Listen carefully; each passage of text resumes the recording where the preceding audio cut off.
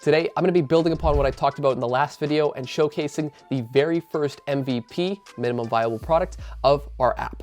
This is basically the most basic version, the most basic concept of the app that is functional and works. We're going to be taking this and actually building upon it, and I'm so excited to show it off to you guys. But for those of you who aren't quite familiar with what's going on here, let's do a bit of a recap, or you could go watch this video here. So for those of you that are new here, let's quickly recap this concept. Today, I'm going to be trying to build a real-life RPG app that essentially takes the most fun elements of our favorite RPG games, the spontaneity and adventure, and bring them to real life. It's going to cure boredom and the mundane by generating exciting quests that you can implement in your own life based on different categories and sectors. Say you want to do something healthy for your body, well, there's a category you can generate a quest for that. Or maybe for your mind, or maybe in the money sector. Whatever it may be, you could generate quests in real life spontaneously that add a little bit of whimsy and wonder to your life. In the last episode, I brainstormed exactly what this application would look like, our end goals for it, and what it could actually look like in terms of a literal user interface. I mean, how would somebody actually get these quests generated for them? Well, I'm going to show you exactly how far we've come today by showcasing the very first version of the MVP. And as I mentioned earlier, it is an MVP. It's not meant to look pretty, it's just supposed to be the most basic concept and the working version of it. So for those of you that are actually curious about how I went about building this MVP, what sort of tech stack I used, and what tools I was using to actually make it run and work coherently, you can actually go check out a full live stream where I built this thing live. I believe in transparency when it comes to building new tech on this channel, because when it comes to showing off things, what's the point of just showing the end product if you can't show the steps that it takes to get there?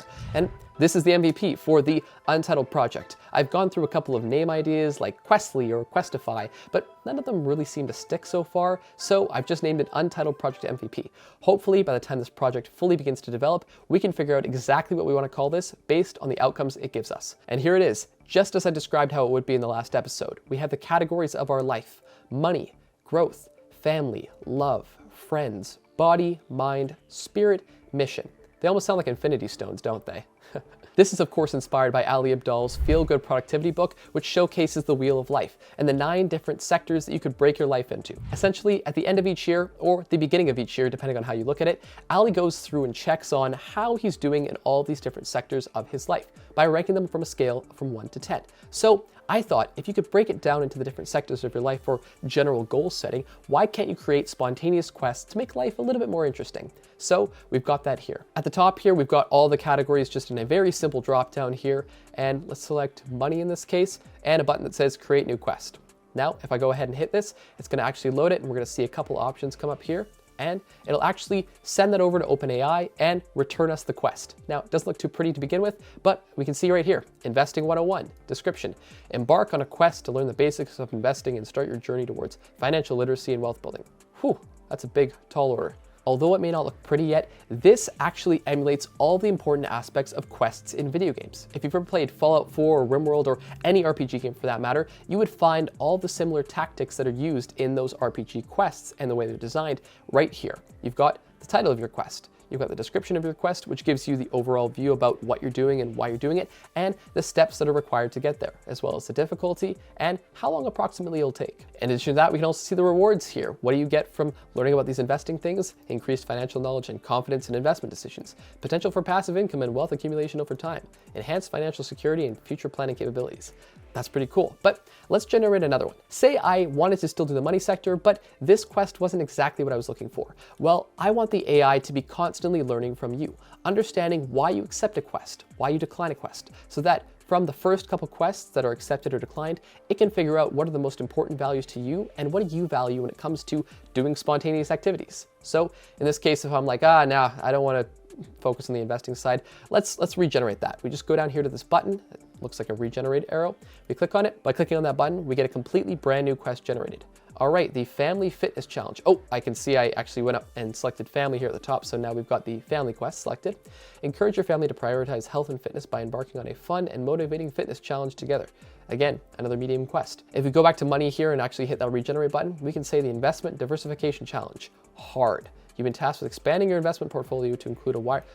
Again, way too hard. We don't want to jump into this right off the bat. The gamified aspect of this project, of course, is actually making it so that when these quests pop up, they're not created by you, but they're created rather by the app. It's spontaneous. You don't know when they're going to pop up.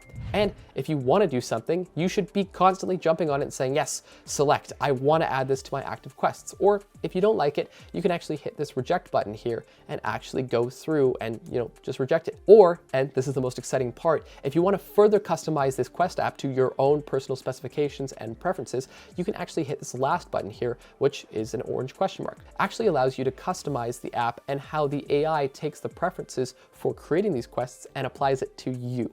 So basically, if you saw this application and said, you're getting a lot of investing, quests, and I'm not really that interested in investing. Well, I want to tell the app that without just hitting ignore, because that doesn't really tell it that I'm not interested in that. I want it to be further customized to me. So if I hit this button here, I would have the ability to go and actually fill out something that says, hey, no more quests about investing, for example. Hit enter. Now the app is learning based on you. You are able to train it just as it's giving some spontaneous stuff to you. And the point of that is, by the time you get through actually generating, maybe 3 or 4 requests here, the AI is going to learn what your specific preferences are and what makes things right for you. Ideally, you would want to be accepting every single quest that comes up, because the idea of having something spontaneous to do, if it pops up and say, run a 1K, just find time, buy some running shoes, run a 1K. Well, it's a fairly simple quest to do, I'd imagine. There's no time length to that. It could say, 1 week or 1 year. It doesn't really matter. But the idea here is that it's spontaneous and it's meant for you. So if you're not that big of a runner, well, obviously that wouldn't be something you want to have in future quests. So you would either hit decline, or you would hit this question mark and fill out the details about why you don't like that quest or what portion of it you do like. Let's see, for example, if we go to the body sector and hit create new quest, if that's what we get. I'm gonna let that load here for a second. And okay, the mindful movement challenge. The quest involves incorporating mindful movement into your daily routine. Okay, what do you actually have to do? Find a quiet and safe space where you can move freely. Set aside 10 to 15 minutes. Choose a form of movement such as yoga, tai chi. So for example, if you are really into yoga and you see that quest and you're like, oh yeah, that's a great idea. I could do that.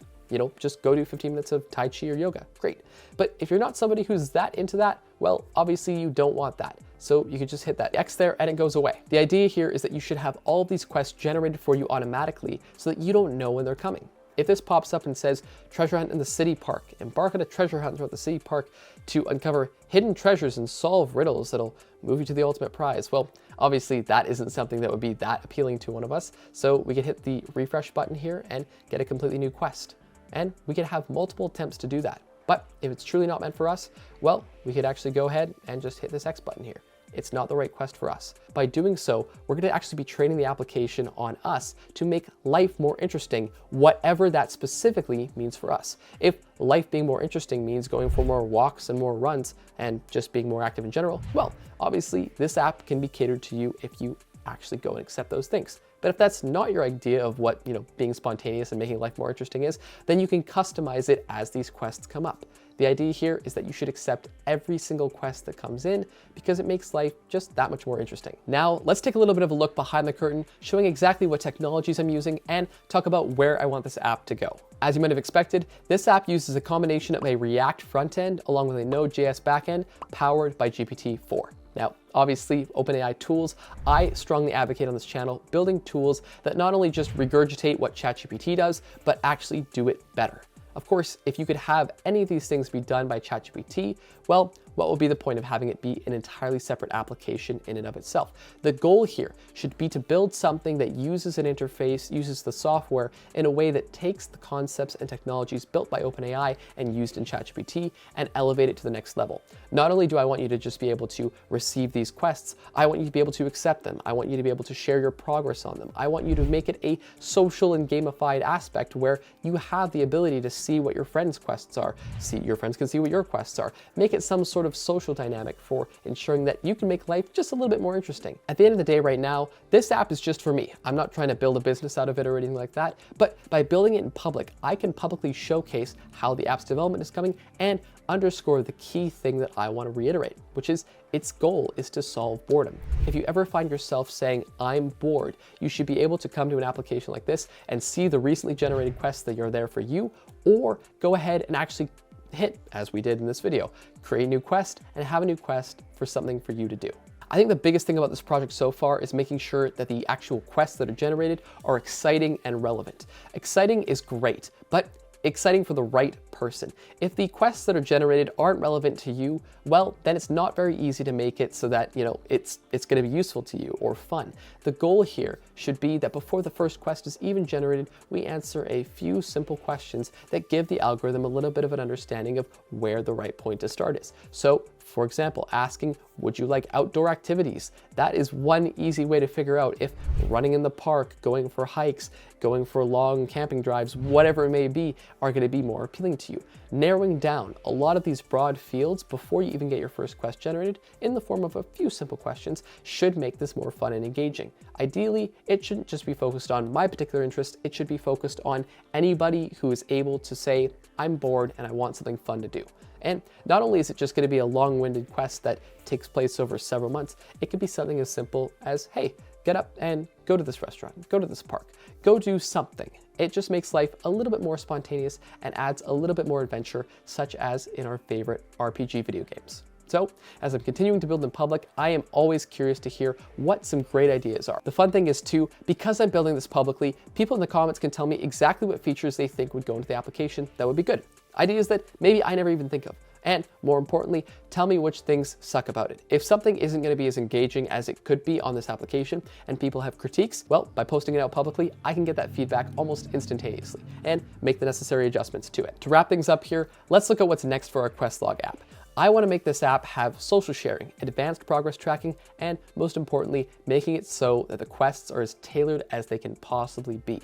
This should be fun and exciting for anyone right out the gate. I should be able to give you, the person watching this video, a link to the actual quest log website and for you to go and answer just maybe 1 or 2 or maybe even 3 questions and already start to have quests that are designed for you that you would enjoy appear on the website or the app, depending on how far we actually take this. So, as always, thank you so much for watching, and if you want to see more about this project as I'm continuing to build it, be sure to let me know down in the comments below what sort of features you'd like to see included in this application and what it actually means to cure boredom for you.